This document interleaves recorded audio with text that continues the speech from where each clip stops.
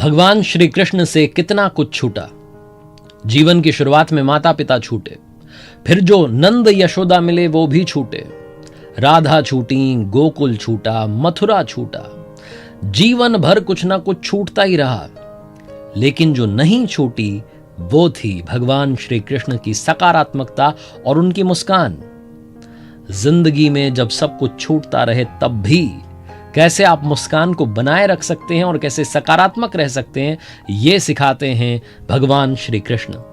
नमस्ते दोस्तों, आपका स्वागत है। आप देखना शुरू कर चुके हैं मेरी नई लर्निंग सीरीज जिसका नाम है सीखोगे नहीं तो जीतोगे कैसे। और आज मैं बात करूंगा उन 5 बातों की जो हम सभी को सीखनी चाहिए भगवान श्री कृष्ण से। जब जीवन में कुछ भी समझ में ना आए तो एक काम कीजिएगा, हमारा जो पवित्र ग्रंथ है श्रीमद् भगवद गीता, उसे पढ़ना शुरू कीजिएगा। जिंदगी की हर शंका का समाधान आपको मिलेगा, हर समस्या का सलूशन आपको मिलेगा। आइए बात करते हैं 5 learnings from Lord Shri Krishna. Learning number 1, सीखने वाली सबसे बड़ी और सबसे पहली बात, इंपॉर्टेंस ऑफ कर्मा। भगवान श्री कृष्ण ने श्रीमद् भगवद गीता के दूसरे ही अध्याय में कहा, कर्मण्येवाधिकारस्ते मा फलेषु कदाचन मा कर्म फल हेतुर्भुर्मा ते संगो अस्त्व कर्मणि।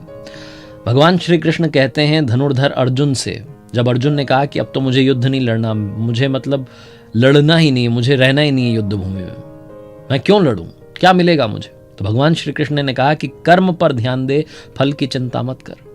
भगवान श्री कृष्ण ने कहा कि जो मोह है फल से, उससे खुद को डिटैच कर लो। ये जो यात्रा है मंजिल तक पहुंचने की, इस जर्नी को एंजॉय करो। भगवान श्री कृष्ण ने जो समझाना चाहा था अर्जुन को श्रीमद् भगवद गीता में, इसको और अच्छे से समझने के लिए मैं रोजाना शाम में यथार्थ गीता पढ़ता हूँ। हमारे गुरु महाराज हैं परमहंस स्वामी श्री अड़गड़ानंद जी महाराज, उन्होंने गीता की यथार्थ व्याख्या की है। और जब मैं यथार्थ गीता पढ़ता हूँ तो स्पिरिचुअलिटी में इसका मतलब कुछ अलग है। भगवान श्री कृष्ण जिस कर्म की बात कर रहे हैं वो यज्ञ को कार्य रूप देना ही कर्म है। यज्ञ जो होती है वो आराधना की विधि विशेष है, उसका नाम यज्ञ है। श्वास प्रश्वास का ध्यान जो है वो यज्ञ है। उस कर्म की यहाँ पर बात हो रही है। वो स्पिरिचुअलिटी का उसमें जाएंगे, स्पिरिचुअलिटी में तो वो मतलब निकल के आता है, वो मीनिंग अलग है। लेकिन अगर हम हमारी लाइफ की बात करें, जिंदगी की बात करें, जिस जिंदगी को हम रोज जिसका सामना कर रहे हैं उसकी बात करें, तो वहां कर्म का जो मतलब है, जो इंपॉर्टेंस है, वो ये निकल के आती है कि आप सिर्फ अपने काम पर ध्यान लगाइए, फोकस कीजिए अच्छे काम की तरफ, और जो यात्रा है आपके गोल तक पहुंचने की उसे एंजॉय कीजिए। बाकी सब भूल जाइए, उस पर छोड़ दीजिए, वो सब मैनेज कर लेगा। जो अच्छा काम करता है उसके साथ कभी बुरा नहीं होता है। महाभारत की एक घटना है।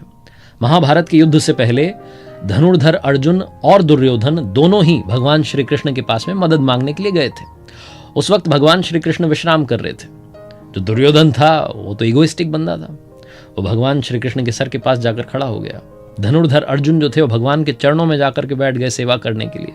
जहां भगवान की नींद खुली तो सबसे पहले चरणों में अर्जुन को पाया और कहा कि बोलो क्या चाहते हो, क्या मांगना चाहते हो। दुर्योधन गुस्सा हो गया, झगड़ने लगा कि मैं बड़ा हूं, मैं पहले आया था, ये वो। तो उन्होंने कहा भाई तुम मांग लो, तुम्हें क्या मांगना है। दुर्योधन की जितनी बुद्धि थी, जैसे कर्म थे, उसने मांगा कि मुझे सेना चाहिए। अर्जुन की जैसी बुद्धि थी, जैसे कर्म थे, अच्छा ही हुआ, उसने मांगा कि भगवान आपका साथ चाहिए, आप बस मेरे रथ के सारथी बन जाइएगा।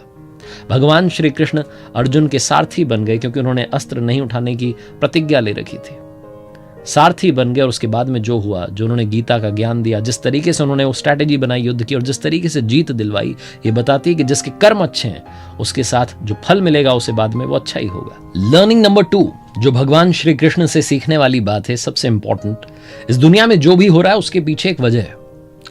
भगवान श्री कृष्ण ने श्रीमद् भगवद गीता में अर्जुन से कहा कि सर्वधर्मान परित्यज्य मामेकम शरणं व्रज अहम त्वाम सर्व पापेभ्यो मोक्षयिष्यामि मा शुच। सब कुछ छोड़ करके मेरी शरण हो जा, मैं तुझे मोक्ष दूंगा।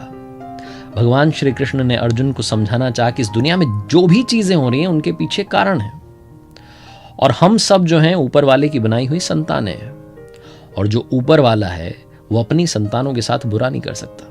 तो कभी अगर कुछ बुरा हो रहा है तो आपके ही कर्मों के परिणाम हैं जो वापस लौट करके आ रहे हैं। भगवान श्री कृष्ण ने तो ये भी कहा कि कर्मों का परिणाम वैसे ही ढूंढ निकालता है, जैसे कि एक बछड़ा खो जाने पर हजारों गायों में, सैकड़ों गायों में अपनी मां को ढूंढ निकालता है। तो इसलिए अच्छा होगा, इस बात में यकीन रखिए, अपने आप को ऊपर वाले को सौंप दीजिए, उसके बाद भूल जाइए, बाकी सब कुछ उन्हें देखना है। एक बहुत छोटी सी कहानी है जो महाभारत के युद्ध किए, वो युद्ध भूमि जब उसको तैयार किया जा रहा था, युद्ध शुरू होने से पहले जब मुआयना करने के लिए भगवान वहाँ पहुंचे, मैंने आपको शायद पहले भी सुनाई, तो एक चिड़िया उड़ती हुई आई और भगवान श्री कृष्ण से कही कि मेरा घोंसला ज़मीन पर आ गया है, यहाँ हाथियों ने पेड़ वगैरह हटा दिए, मेरी मदद कीजिए। भगवान श्री कृष्ण ने कहा मैं होने को नहीं टाल सकता, जो होगा वो होके रहेगा। उस चिड़िया ने कहा कि क्या मैं आप पर विश्वास कर लूँ, बस इतना बता दीजिए। उन्होंने कहा विश्वास कर लो। अगले दिन जब युद्ध शुरू हुआ तो उन्होंने अर्जुन से, भगवान श्री कृष्ण ने धनुष मांगा, तीर मांगा। अर्जुन डर गया कि ये क्या कर रहे हैं। उन्होंने कहा दो तो सही। तीर चलाया, सामने हाथी था, उसकी गले में बड़ी सी घंटी बंधी थी, उस घंटी पर जाकर के लगा, वो घंटी जमीन पर गिर गई।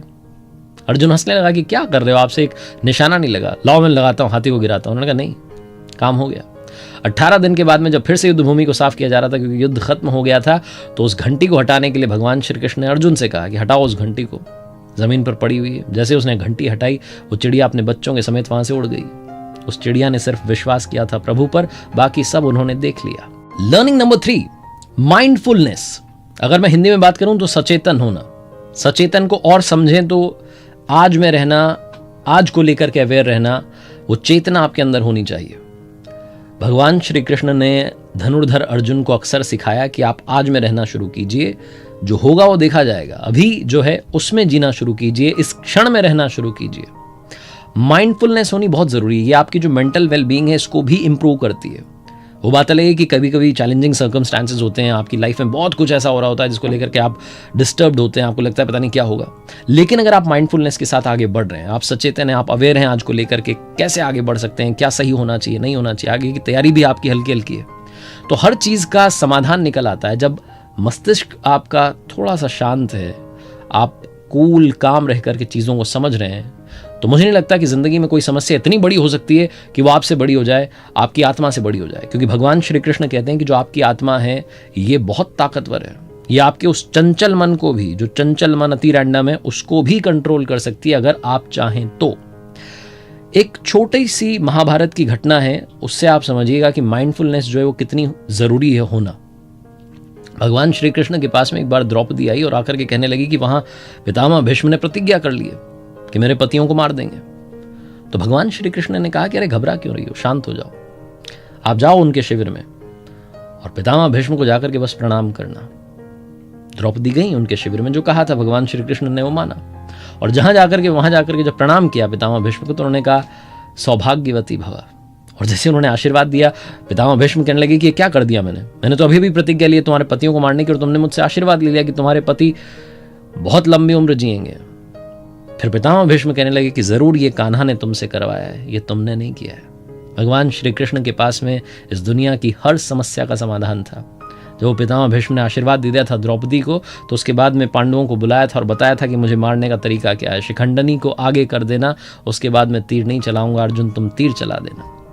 हर घटना से महाभारत की बहुत कुछ सीखा जा सकता है, भगवान श्री कृष्ण से काफ़ी कुछ सीखा जा सकता है। उसमें से एक सबसे इंपॉर्टेंट बात है कि आप अवेयर रहिए आज को लेकर के, आने वाले कल को लेकर के भी। लर्निंग नंबर 4, सीखने वाली चौथी सबसे बड़ी बात, अपने गुस्से को कंट्रोल कीजिए।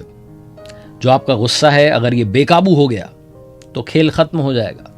भगवान श्री कृष्ण ने श्रीमद् भगवद गीता में कहा कि क्रोधात् भवति सम्मोह, सम्मोहात् स्मृति विभ्रम, स्मृति भ्रंशात् बुद्धिनाशो, बुद्धिनाशात् प्रणश्यति। क्रोध जो होता है, जब गुस्सा आता है तो भ्रम पैदा होता है, भ्रम जो होता है वो बुद्धि को नष्ट कर देता है, और जब बुद्धि नष्ट हो जाती है तो इंसान का विनाश हो जाता है, क्योंकि विनाश काले विपरीत बुद्धि। क्रोध की वजह से ही महाभारत की शुरुआत हुई।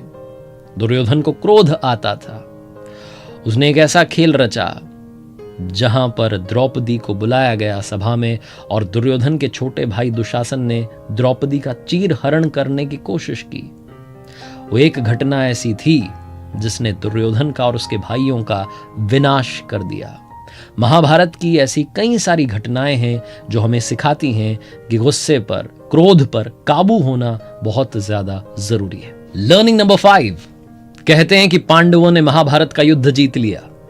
नहीं, सारथी भगवान श्री कृष्ण ने बिना युद्ध लड़े ही महाभारत का युद्ध जीत लिया। लर्निंग नंबर 5 जो है, ये बहुत ध्यान से समझिएगा। इस दुनिया में कोई भी काम छोटा या बड़ा नहीं होता है, हर काम की अपनी इंपॉर्टेंस है। बहुत सारे लोगों को लगता है कि मैं तो बड़ी जॉब कर रहा हूँ, बड़ी पोजीशन पर हूँ, मुझे तो इतना मतलब बोलते ना रीजन का हेड बना दिया और नेशनल हेड बना दिया और पता नहीं क्या क्या लोगों के मन में आ जाता है। जो छोटा काम कर रहा होता है उसको छोटी नज़र से देखते हैं कि अरे छोटा सा काम करता है, छोटी सी जॉब है, छोटी सी सैलरी है। नहीं, भगवान श्री कृष्ण ने सारथी बनना भी स्वीकार किया क्योंकि उन्हें लगा कि ये जो काम है ये मेरे सखा अर्जुन को, उसके परिवार को जीत दिला सकता है। हर काम का सम्मान कीजिए, हर पद का सम्मान कीजिए, हर व्यक्ति का सम्मान कीजिए, ये भगवान श्री कृष्ण सिखाते हैं। उन्होंने महाभारत में, गीता में बहुत सारी बातें ऐसी कही हैं जो हम सब की ज़िंदगी को बदल सकती हैं। बस ज़रूरत है उन बातों को इम्प्लीमेंट करने की, उन बातों पर चलने की। और जाते जाते कुछ कमाल की बातें जो भगवान श्री कृष्ण ने कही हैं। जो हुआ अच्छा हुआ, जो होगा वो अच्छा होगा, सब कुछ मुझ पर छोड़ दो, अपने कर्म पर ध्यान दो, जो पाप रहित और स्वार्थ रहित होना चाहिए। भगवान श्री कृष्ण ने कहा था कि नरक के 3 द्वार हैं, काम, क्रोध और मोह। जीवन में जो भी कर्म आप करें उसे पूर्ण समर्पण के साथ, लगन के साथ कीजिएगा, अच्छे मन के साथ कीजिएगा, ईर्ष्या के साथ, द्वेष के साथ, अहंकार के साथ, ईगो के साथ मत कीजिएगा। अच्छा काम करेंगे, अच्छा मिलता चला जाएगा। भगवान श्री कृष्ण की कृपा हम सभी पर बनी रहे, जो आप चाहते हैं आपको मिलता रहे, यही मेरी मंगल कामना है। देखते रहिए मेरे साथ हर सोमवार सुबह 9:30 बजे एक नई कहानी, और यही कहूंगा जो अक्सर कहता हूं, ऊपर वाले के आशीर्वाद के साथ, अपनी सच्ची मेहनत के साथ और अपनी फैमिली के प्यार के साथ कर दिखाओ कुछ ऐसा कि दुनिया करना चाहे आपके जैसा।